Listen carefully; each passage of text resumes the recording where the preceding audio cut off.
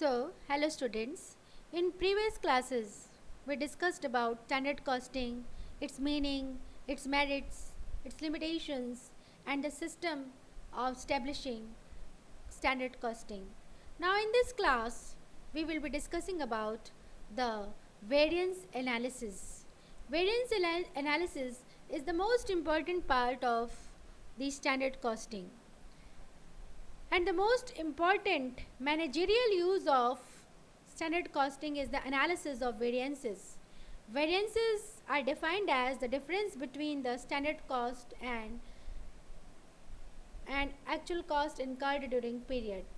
The variance analysis is the process of analyzing variances by subdividing the total variance in such a way that management can assign responsibility for off standard performance by identifying the persons responsible for its occurrence to take corrective action.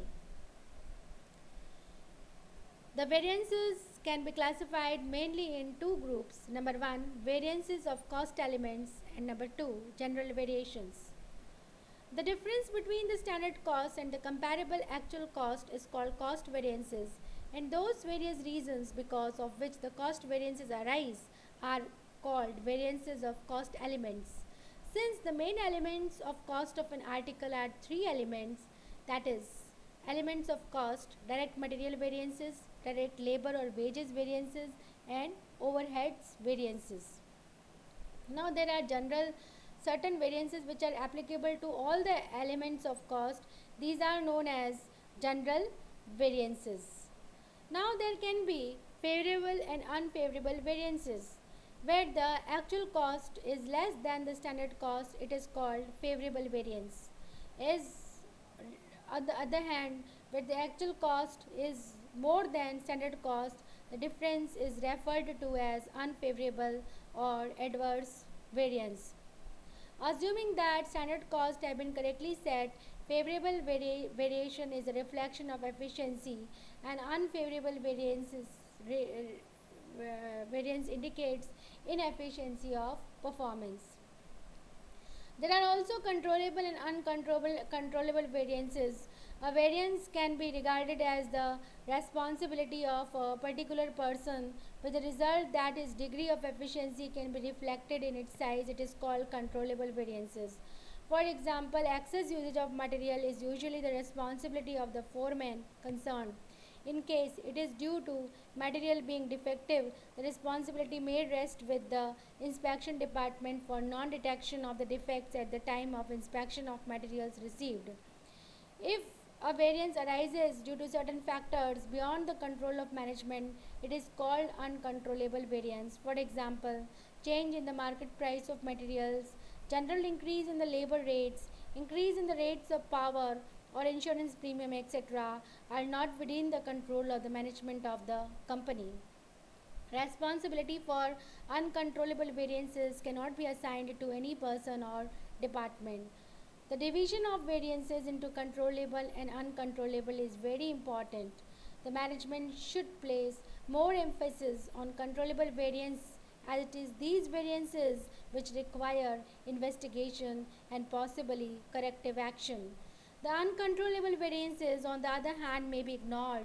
This follows the well known principles of management by exception, whereby those matters which are going right are not given attention and any deviations from efficient performances are investigated. There are also subvariances and revision variances. The reasons because of which the variances arise in cost are called subvariance. For example, the change in mix of materials or because of yield obtained from actual input give rise to subvariances. On the other hand, revision variances arise due to difference between original standards and the revised standards. There are also absolute and relative variances. The variances may be expressed in terms of amount or in percentages. If these are expressed in terms of rupees, they are called absolute variances. In case the variances are expressed as percentage to the standards, such variances are called relative variances. Now, classification of variances are like they can be classified into two parts, cost variances and sales variances. Total cost variances is divided into variances of each element of cost, that is material, labor and overhead. Total cost variances is divided into three parts: material cost variance, labor cost variance and overhead cost variance. And uh, that direct material cost variance, when only one raw material is used in production, can be divided into two parts: material price variance, material usage variance or yield variance.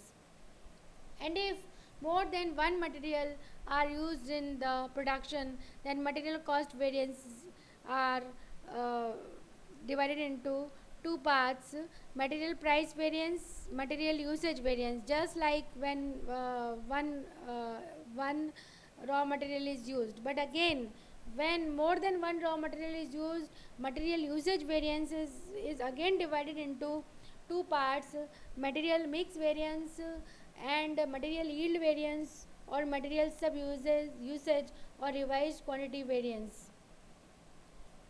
Now, direct cost, material cost variance is the difference between the standard cost of direct material specified for the output achieved and the actual cost of direct material used. It is calculated like material cost variance is equal to total standard cost minus total actual cost. MCV is equal to TSC minus TAC. Total standard cost is standard quantity into standard price, and total actual cost is equal to actual quantity into actual price. It should be noted that standard quantity must relate to actual output.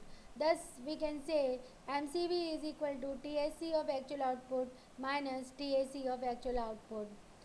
Second is material price variance. It is that portion of material cost variance which is due to the difference between the standard price specified and actual price paid for the actual quantity of material used.